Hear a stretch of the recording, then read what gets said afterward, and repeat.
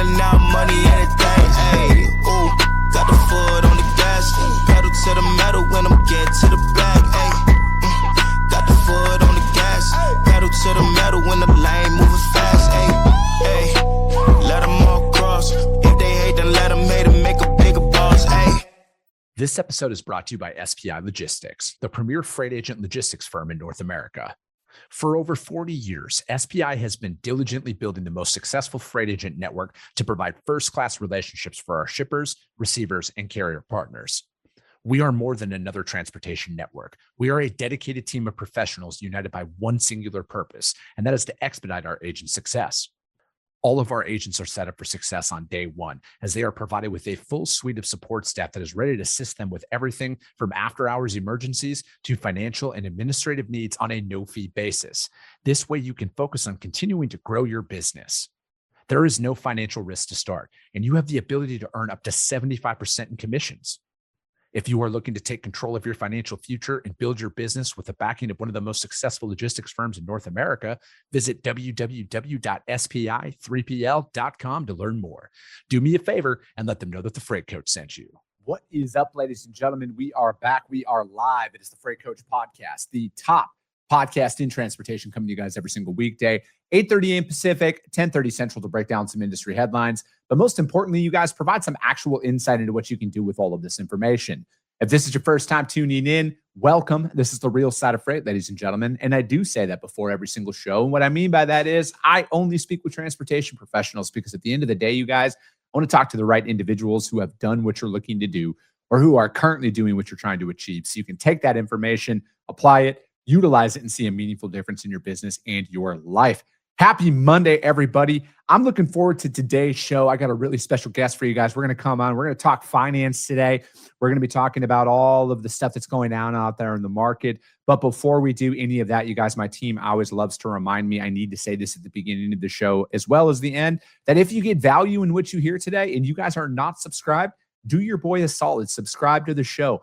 Share it out there. Rank it on iTunes and Spotify if you're feeling really ambitious, because if you see value, your network's going to see value as well. All right, back into the topic on today's show, you guys. The Fed's creeping back interest rates a little bit. There's some, tariffs are in place here with new trucks coming in, and there's a lot of stuff to kind of break down. And my resident expert on anything finance is my man, James Currier, back on the show. James, thank you so much for taking the time to join me today. Always a pleasure, Coach. Happy to be here. Thanks for having me.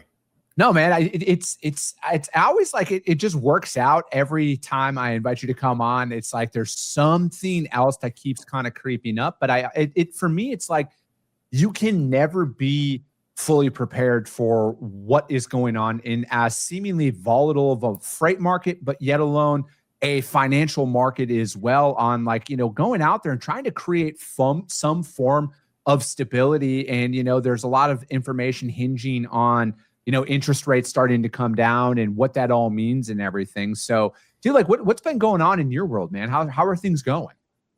Well, what I'll tell you is that there's no such thing as status quo anymore. The idea that anyone is going to operate as if one day is similar to the next is, it's a misnomer now. It just can't happen anymore.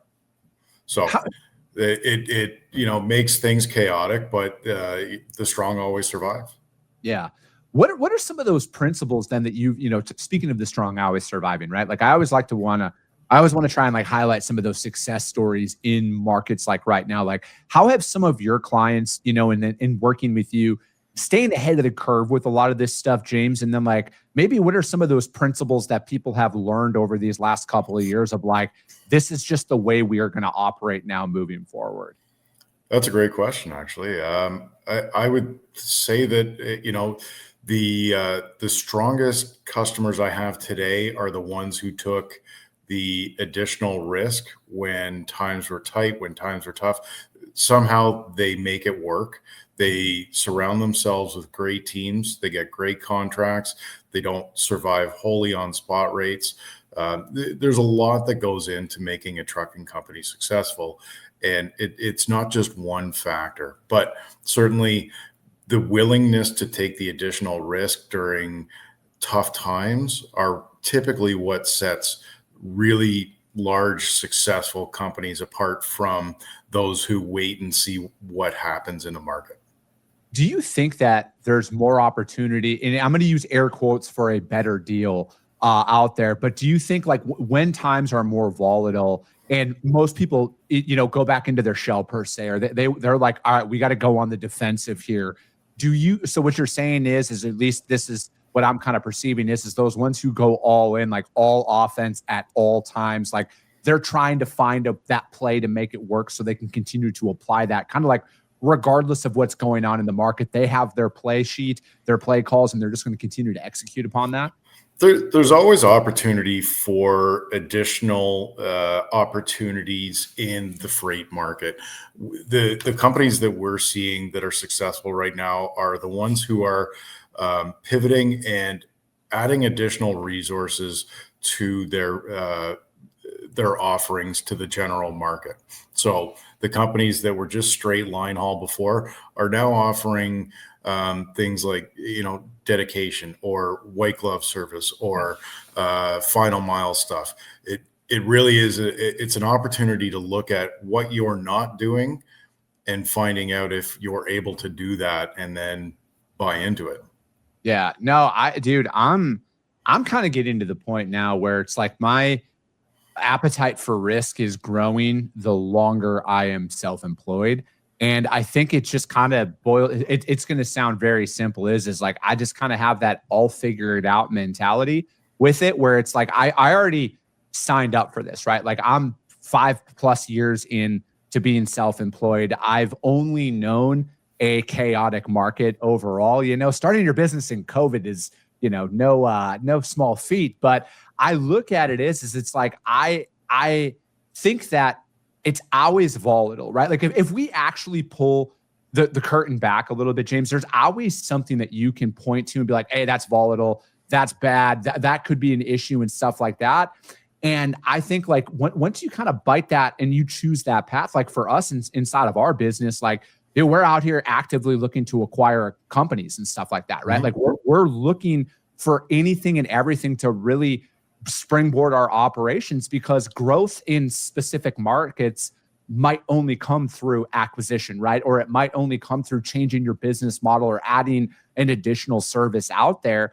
And I think like to me, it's like, man, I just want to continue to push through because somebody's going to win, right? But dude, we've been talking about this for the last 2 years that you've been coming on this show. Mm-hmm. Someone is going to win. Someone is going to grow during this time. I was just talking to another buddy of mine here a couple of weeks back. He's acquired like 6 companies in the last 18 months. Yeah. And they're going for it, right? So it's like, as easy it is to point to the boogeyman out there, like, oh, everything's falling. Like there are people out there who are all in at all times. They're all offense, and they're going to find a way to win. In a couple of years, people are going to be like, how'd you make it work? And the answer is simple. I didn't sit on the sidelines. I continued to go out there and reinvest in my business, find new ways to make more revenue. Sitting on the sidelines is never a great opportunity a great strategy for any business. There's no such thing as sitting on the sidelines anymore. If you're going to sit on the sidelines, you may as well explore the M&A market. Mergers and acquisitions are absolutely ripe right now, and I see a ton of it happening still. As bad as the freight and trucking market have been over the last 2.5 years, M&As are still happening every single day. So, there's always opportunity for somebody out there. Yeah.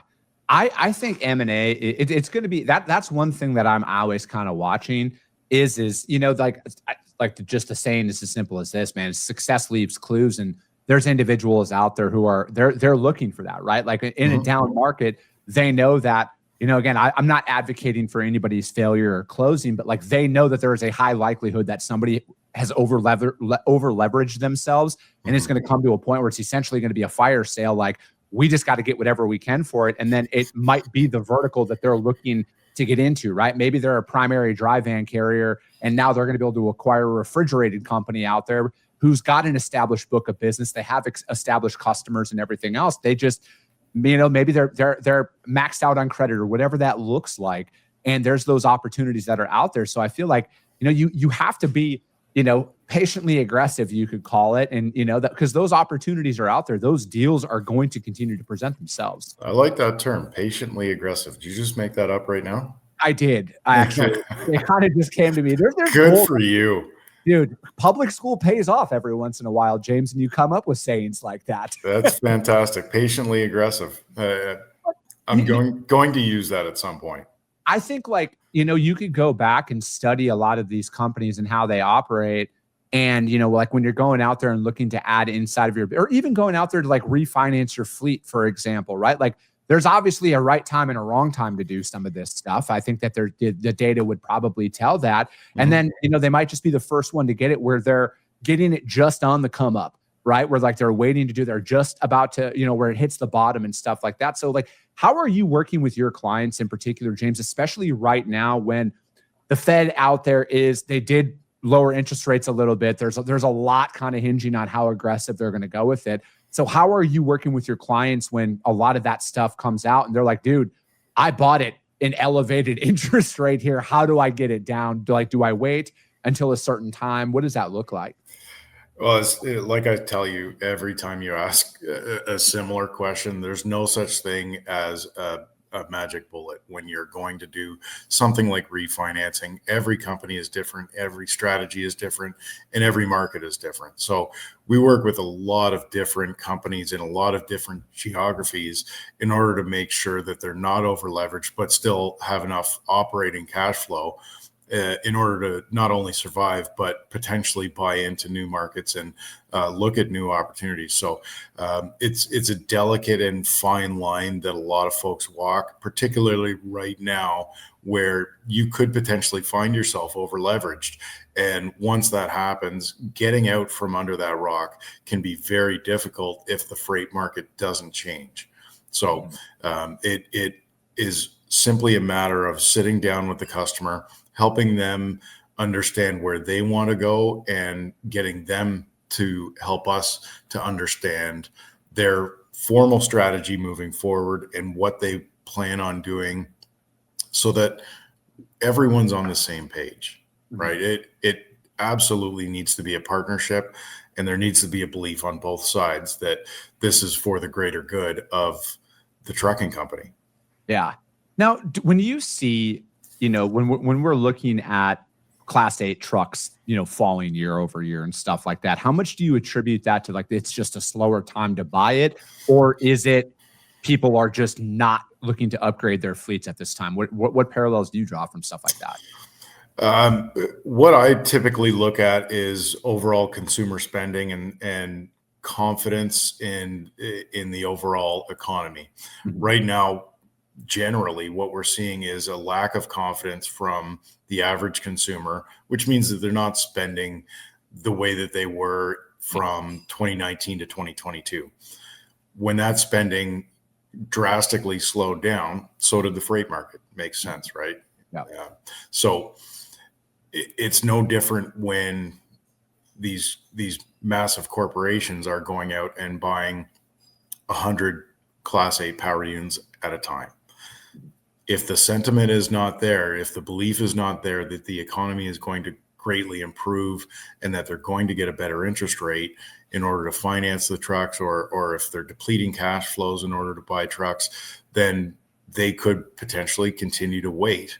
And that's what we're seeing right now is there are phenomenal deals to be had from the OEMs on both trucks and trailers because the sentiment is not there in order to justify mass purchases. Fleets are managing to maintain their overall fleet age, but there's not a whole lot of growth going on. So when that extension of a fleet goes out there like that, what does that do to the used truck market, right? Because like, I think that, again, novice's opinion here or perspective, I feel like that would cause somebody to be less likely to want to buy a used truck at that point, right? Because there's higher mileage, more wear and tear on it. And then they're looking at that price point of it might be cheaper, obviously, to go with a used unit, but what else? Like it might be more beneficial from a maintenance perspective and a longevity perspective to go straight to the OEM, especially if they're offering better financing terms and everything else. Right. And so it's a phenomenal question. And so what we're seeing right now on the new and used market is that there are some great deals to be had from the OEMs. In a market like this, typically you would see the used truck market kind of stabilize because the average trucking company is trying to get an extension of life, of useful life out of those assets. Mm-hmm.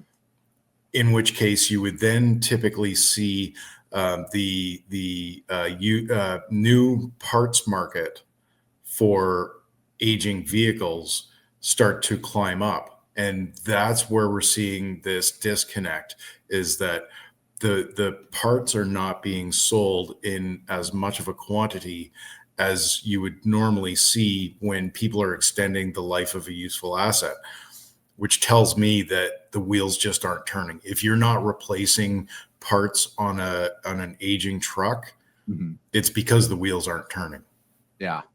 Now, do you think that, like, when you see stuff like that, is that more of a, and I guess I'm just trying to paint the picture for that individual out there who's looking to upgrade their fleet here coming up, or looking to buy? Is it, do you go new or do you go gently used? Is there that fine line that you're talking about with the replacement? If it's showing that it hasn't been rolling, is that actually a negative out there? Because, like, obviously trucks are made to drive, and the more you drive them, you got to replace stuff, you got to maintain them. And do you guys view like a lighter maintenance record as more of like a negative of when somebody out there is looking to purchase that vehicle? No, not necessarily. There's a lot of good used equipment on the market right now.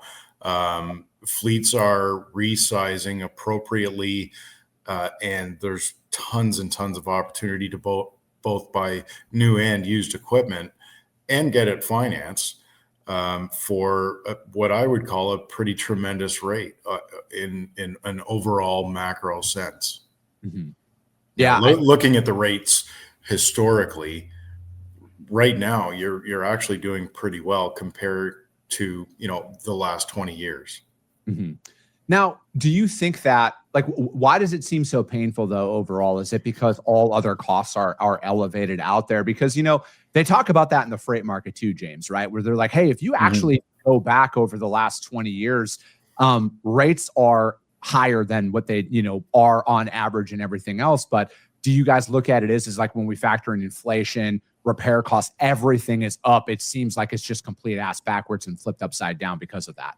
Well, rates, I believe, year over year are up something like maybe 5 to 6% on the average spot market charts that I'm looking at. That's not enough to justify the inflation that we've seen over the past few years. We've seen trailer and truck prices go up in double-digit percentages. An increase in the spot market rate by 6 or 7% even is nowhere close to being able to justify the increase in both the interest rate that we've seen and the overall cost of the equipment, the cost of technicians. The insurance costs have gone through the roof over the past few years.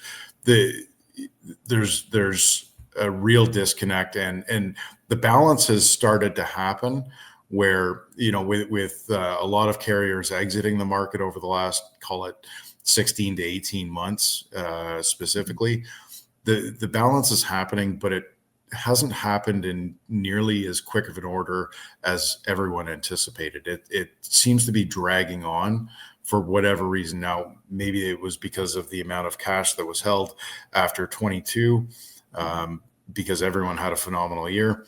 I couldn't tell you exactly the reason as far as a general sense, but it boils down to there are opportunities to get whatever you want and grow in the direction you want.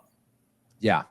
No, I think that a lot of, man, this doesn't sound overly simple, but it's like there's a lot to be learned about kind of where things are going right now. And I know that, like, every business goes through that phase of, like, you go from not making money to, like, you make a lot of money, and then you might spend a little bit recklessly or whatever that looks like. But again, like, that rebalancing act, I think, is an extended time. And I like to, again, I'm trying to look at from, like, the positives in a lot of this stuff out there. Is the fact of the matter is your financial acumen has to be top notch if you're going to make it in business, right? Like you need to understand this stuff because like we can't control interest rates at the end of the day, right? Like we cannot control an administration increasing tariffs on other countries and stuff. Like we cannot control that at the end of the day.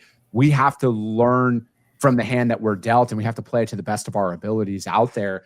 And I feel like I want to continue to put more and more of an emphasis on the financial aspect of this stuff is because I feel like it's the most overlooked component of all the headlines that you see out there, James, at the end of the day, right? Like you see bad freight market, you see bad this, but it's like, all right, well, how do we improve people's financial acumen here inside of their operations to where they can weather this stuff, right? Because this isn't the first time it's been a challenging financial market out there, right? And it's not going to be the last time that we're going to see this in our lives. I hope it's the last time we see it, but the wouldn't that be nice? Not, right? Not a reality though. And so maybe I can give you an analogy. If you were to say that you were sitting down and playing poker with your friends, typically you would get in Texas Hold'em, you would get 2 cards and you would look at those cards and say, this is my probability of winning. And then you would bet based on your probabilities versus the probability of somebody else winning. That's what we would call acumen as far as playing poker. And in trucking, it's very similar. Your financial acumen absolutely is paramount in running a successful company. Now, picture not knowing what your cards are and then trying to make that same bet. That's what companies are going through right now. They have no idea what the tariffs are going to look like tomorrow. And so the sentiment is essentially trying to bet on something that really has no semblance of consistency or accuracy from day to day, week to week, and month to month. If the administration continues to pressure China and well, candidly, other friendly countries, the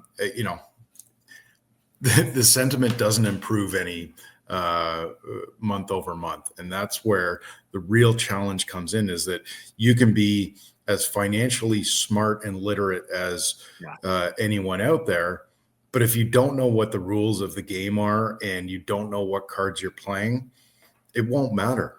Mm-hmm. No, it's very accurate, James. I mean, I've talked about that a lot on the show in regards to tariffs, and it's very crushing to the small to mid-sized companies that are out there who are trying to make it work right now. And if you do look at in inflation and everything else and the overall economy, right? Like we need to get back to the time where we can just call a spade. And it's not as good as people are trying to market it to be, at least on Main Street, right? Maybe on Wall Street and other areas out there, but at least on Main Street in real America, it's not as glamorous as the picture is being painted out there.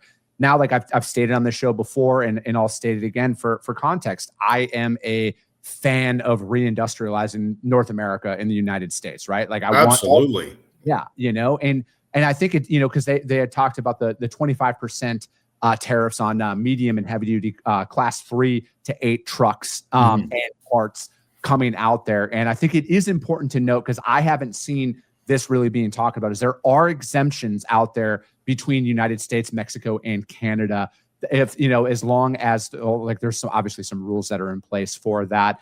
And it had talked about like the final assembly essentially being here inside of the United States, or like inside of US, Mexico, and Canada. That final assembly is here. It's exempt from that tariff, even if you are and then the tariff will come in on the components that are sent into pre-manufacturing. Right. And I think that's, go ahead. Do you know who tracks all of this? I'm trying to find a lot of that. The hard part of what, as somebody who is in the, the media that such as myself is it's very hard to discern truth and untruth. And it's very hard to discern. Big challenge. Yeah. And that's one thing that I'm trying to, and that's honestly why I've taken the stance of waiting a couple of days for when there is like a hot breaking headline that comes out, because I want to see more further information that happens. Because when we were talking about, last week when the administration released that they're going to do a 25% tariff out there, everything left out the exemption part of that, right? So everyone was like, how can we do this to Canada? How can we do this to Mexico? They're our partners. Yeah, they are. And there's exemptions that came along with it, right? So I feel like it's those exemptions weren't mentioned during the announcement. And Yeah. that's what people got frustrated with. I know. When you're not actually stating what the rules are, nobody knows how to play the game. And that right there, though, again, it's such a miss on marketing. And that's what shocks me about it is, James, is like, this administration is the most active on social media I've ever seen. Mm-hmm. How are you not out there preaching all of that? Like, hey, our friends to the north and to the south, you're good from this. You know, like, I don't understand. Yeah. I think it's just that headline chaos mentality that a lot of marketing people do out there, is because as long as they're talking about it, it's going to be a hot button issue. So like, you know, I know I've asked you this every single time you've been on the show here coming up, James, and in the past, but I feel like it's important, right? Like, what are some words of advice that you can give out there to those fleets and people who are in that, you know, because again, it's budget season, it's Q4. A lot of people are looking like, hey, what are we going to be doing here in early 2026? What are our moves? From your seat, what is some tangible advice you can deliver out there to people who are listening to this? I'll use your new term and be patiently aggressive. Yeah. There is always an opportunity to succeed and to grow. Work with your partners, work with your vendors. I get calls from folks all the time asking for new introductions to, you know, who do you know in the tire space where I can potentially get a better deal on 10,000 tires a year? You know, there's always an opportunity. You know, folks like you who have been in the industry for a long time tend to know a lot of people. So what I would suggest is utilize your network, use your resources to the best of your ability, surround yourself with people who are smart and agile and patiently aggressive, and you know, make good decisions. Yeah, it's there. Now is not the time for panic. Yeah, no, I agree, and I also look at it like this: like, if you've survived this far with it, yeah, like, you're doing well. You're doing a lot better than you think, right? And it's hard to take that perspective, James, when you're trying to balance your cash flow out to ensure that all your bills are getting paid on time and you're not asking for extensions or anything like that. But I look at it is you're a lot better than you think you are. Yeah. Especially if you're surviving right now. And, you know, that's a great way of putting it. And sorry to interrupt, but so many folks that I talk to feel like they wake up and get kicked every single day. Yeah. And, you know, the reality is that if you're operating profitably right now and continue to be profitable, then you're better than a lot of the folks out there. It's sad to say, but you know, the past couple of years has been an opportunity for folks to really flex and show their jam. Mm-hmm. No, I agree. I agree. Right. And I also, you know, again, I'm trying to, I'm an optimistic realist is how I like to approach my days at you know, when it boils down to it. And I look at it as, you know, we are internally, like, we're focusing so much more on our systems than anything, right? Like, hey, we've been able to grow year over year, which is phenomenal, but it's like, all right, now that we got to this point, and how do we take it to that next level, right? Like, and it's more refining your roles. And again, I've like, you got to know your numbers. And I know that that's talked about often, but I don't know if enough people approach it with the right mentality of like, I dissect my P&L every 30 days. Like, I look at every dollar that's going out and being like, is this actually necessary? Or is this another thing that we're paying for because it was cool in the moment and we forgot about it? And I think like it's just that death by 1,000 cuts analogy, James. I think that there's a lot more little expenses that are bleeding organizations than that one death blow that a lot of people focus on. Because I think it's just that trickle up effect. Well, and, you know, one good point that my boss always makes is that at Finlock, we all have this / miscellaneous job title. So whatever your job title is / miscellaneous, I removed the job title from my business cards and email signature years ago because I'm the chief window washer. If you need something done, I'm going to make sure it happens and gets done for the betterment of my customer, my company. I've got duties to serve because we are a service-based organization. At the end of the day, we're just an independent lender in the trucking space, and you have to make things happen. So it's all hands on deck. Make sure you get the job done by any means necessary in order to move forward. Exactly. Everybody's got competition out there. You guys got competition. I have competition. And like you said there, man, it's that whatever it takes mentality. What do you need me to do? I'll do it. You got to provide that service, and you got to provide it at a better level than anybody else. But James, as always, I appreciate you jumping on with me, man. How does anybody reach out to you to find out more about what you guys got going on? LinkedIn's always a great way, and james.currier@finlock.com. Always happy to answer your questions. And again, Jolly, as always, man, thanks for having me. Dude, 100%, man. We'll have you back on, James. James is our resident financial expert on this show. You guys, especially when it comes down to any of your equipment needs, hit him up. You guys, he's been a great resource for the show over the years. But that is going to be it for today, ladies and gentlemen. As always, if you got value in what you heard, subscribe to the show, you guys. And if you're feeling ambitious, rank it on iTunes and Spotify, because if you see value, your network's going to see value as well. I appreciate you guys. I love you guys. And we'll be talking to you soon. Came back with a bang, window down, yelling out money, anything.